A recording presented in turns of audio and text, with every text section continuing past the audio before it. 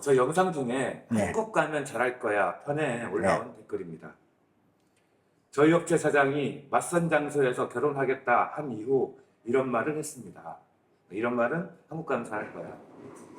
신랑 변심으로 파혼하는 경우 자기랑 원수 될 거라 하더군요.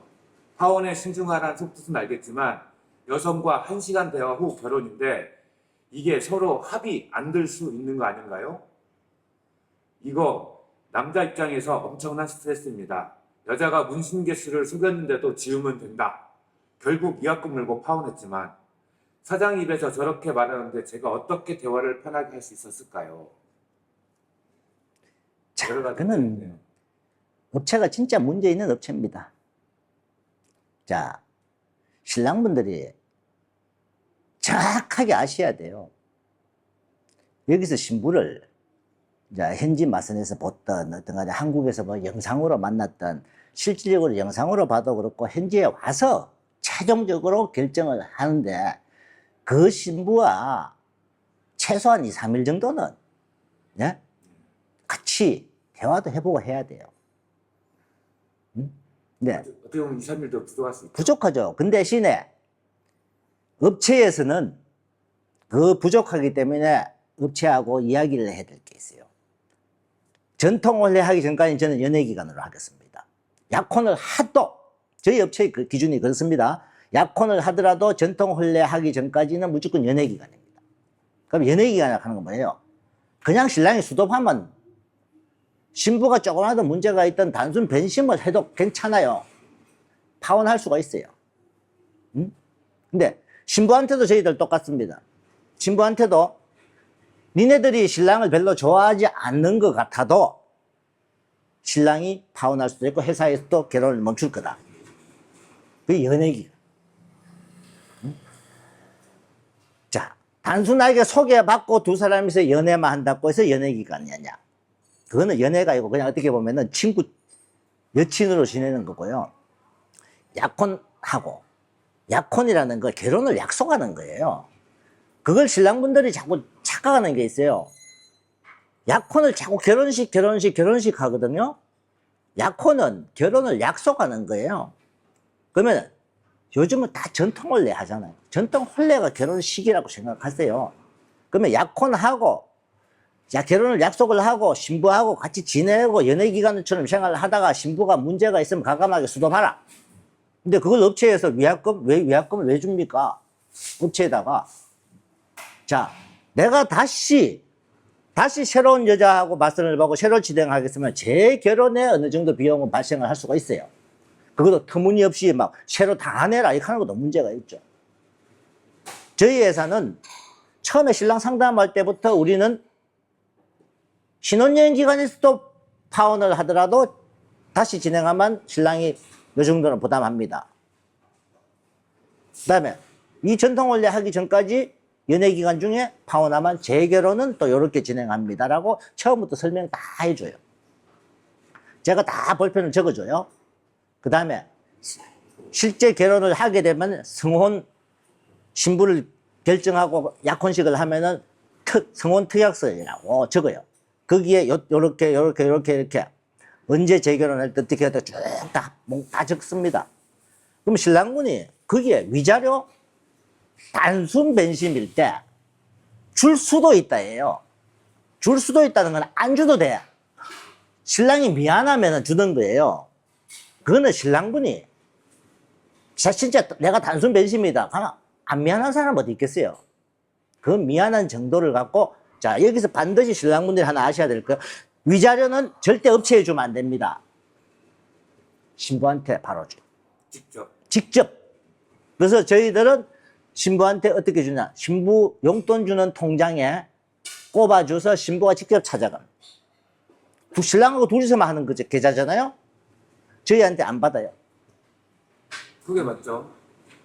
근데 가끔 가다 전에도 한 명은 저희한테 꼭 전해달라고 이제 캔 분이 있어갖고 내가 전에는 준 적 한 사람이 있었어요. 근데 저희 회사 같은 경우는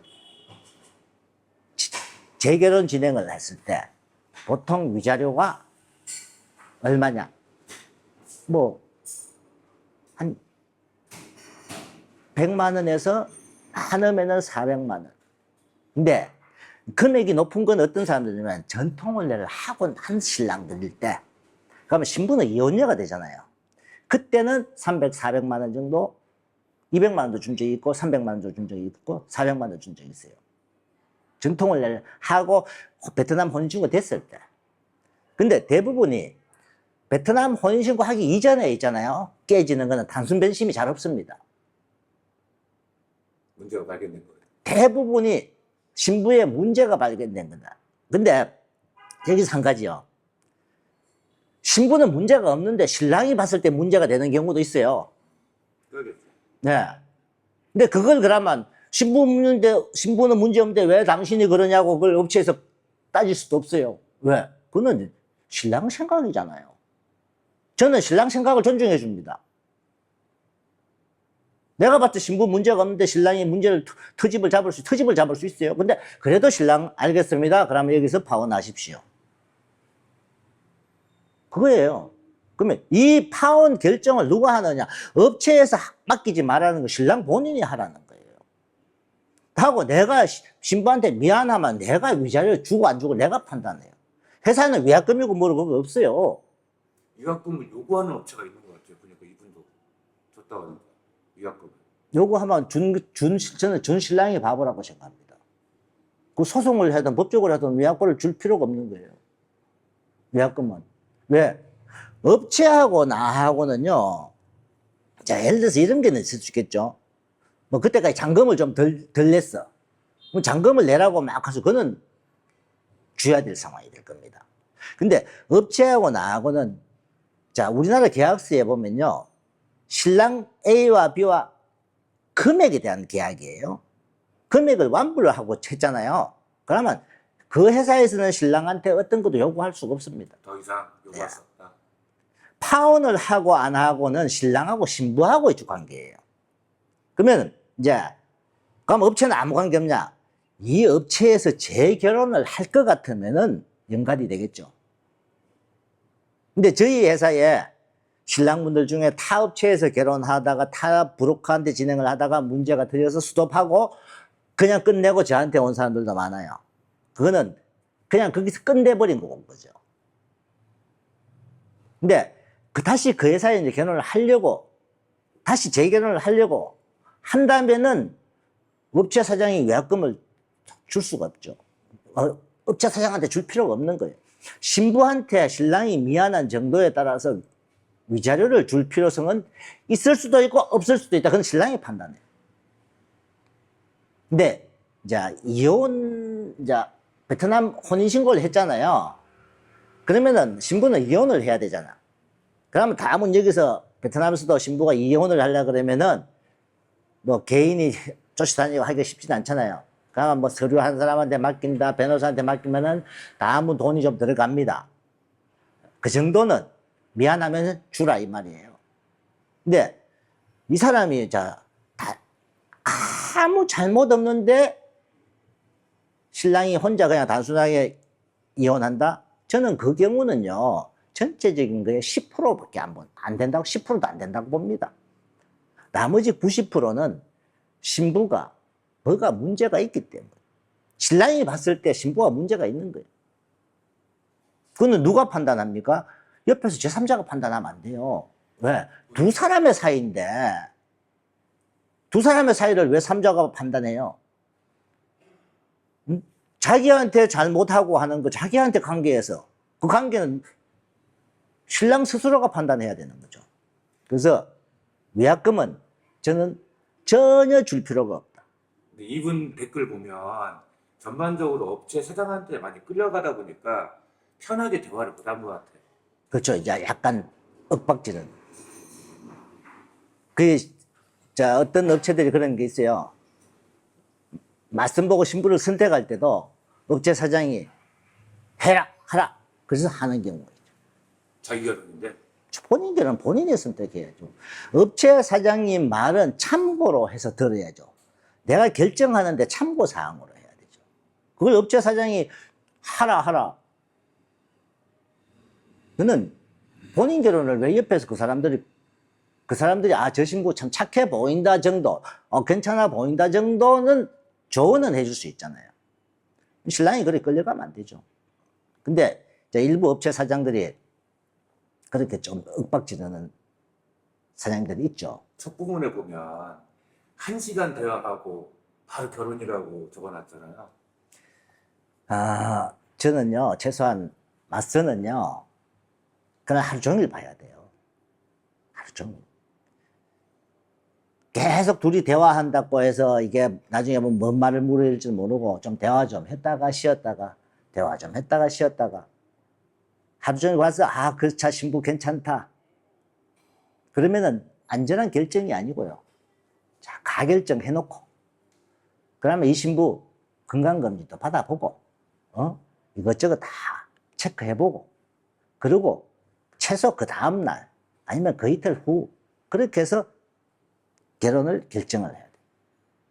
결혼을 결정하는 건 아니죠. 약혼을 결정하는 거죠. 그 약혼을 했더라도 저는 신랑들한테 딱 이 말을 합니다. 신혼여행을 갔다 와서 지금부터 여러분들은 저 신부가 내 와이프라는 생각을 가집니다. 가지지 마세요.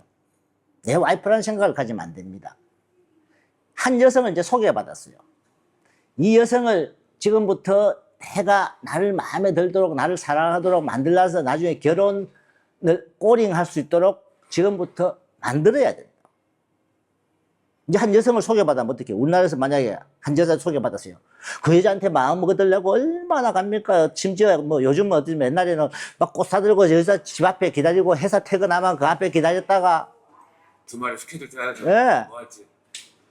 퇴근할 때마다 기다렸다가 밥 먹고 둘이 데이트하고 집에 데려다 주고 집 앞에서 막 창문에 가서 빠빠이도 하고 마음 얻으려고. 근데 국제결혼은 마음 얻으려고 안 그래요. 국제결혼도 약혼하고부터 전통혼례 할 때까지는 신부 마음을 얻어야 돼요. 무조건. 근데 보통 결혼했으니까 내 와이프 단정을 지어버려요. 내 와이프한테 무조건 잘하고 신부도 나를 사랑하니까 만들어야 돼요. 그렇게 해야만이 한국 와서 잘 살 수 있는 결혼 생활이 되는 거예요. 그냥 결혼했어. 공부하고 한국 가. 그냥 잘 살아. 이건 아주 옛날 진짜 10년, 15년 이전의 국제결혼. 그러니까 한국 와서 문제가 막 그때는 많이 터졌잖아요. 지금은 신랑 스스로가 연애기간을 만들어 가세요. 아닌 업체라도 업체 사장한테 단호하게 그러고 계약서 쓸 때 위약금 있다. 나는 이거 위약금 인정 못 하겠습니다. 그러면 그게 하면 안 돼요. 그걸 보고도 그 업체에 하는 것도 신랑이 문제가 있는 거죠.